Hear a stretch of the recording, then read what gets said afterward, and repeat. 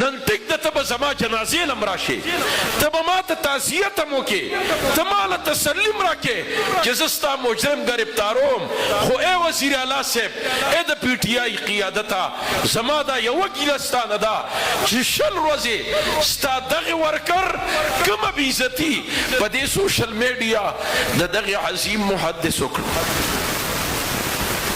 ستاسو د خلونه مونږه ستا د دې ورکر خلاف ستا نه یو بیان وانه اورېده په دې سوشل میډیا چې زما ورکره سم شه.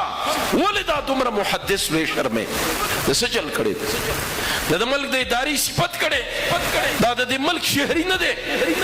دې باندې به سوچ کوو چې د دغې 804 چې دا د هغه لوګو د غټې لیکلی دی، ما سره د هغه تمام ډیټیل را سره دی.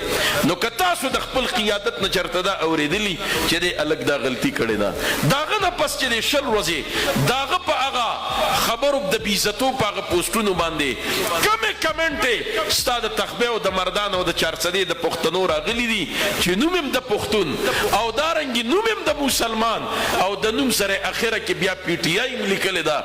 زما ستا د قیادت نه دا ګیله ده چې ولې دی دې سړي باندې رد نه دی کړی. دا تنقید پکار دی.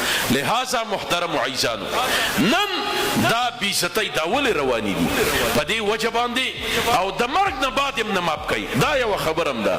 اوس هم دا پوسټونه په هغه پسې چې کوم دی صاحب روان زمونږ د زړونو نه وینې ساسي.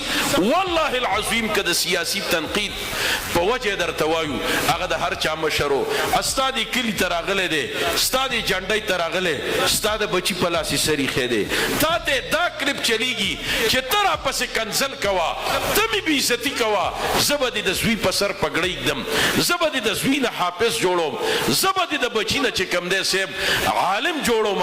ګیله زمونږ په دې ده چې د دغې خبرو مخنیوی نه دی شوی. که تاسو کې چاته د مخنیوي او پوسټ کاري مونږ ته د چې کوم دی صاحب پوښلي.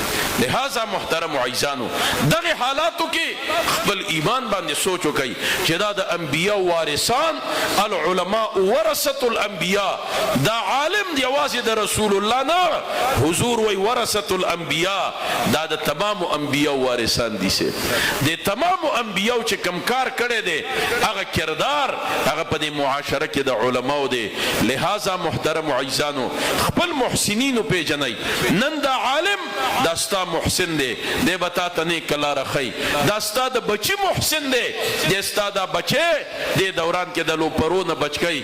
ګنې تا ته د معاشرې پته ده چې دې وخت کې نن دا عالم ستا دا بچی د قرآن ته کښېننی، ته به په کور کې د قرآن حافظ جوړ کړي چې د کم سړي نه اوشه د ساقي جان په نامه دا ستا د دې خاورې دی.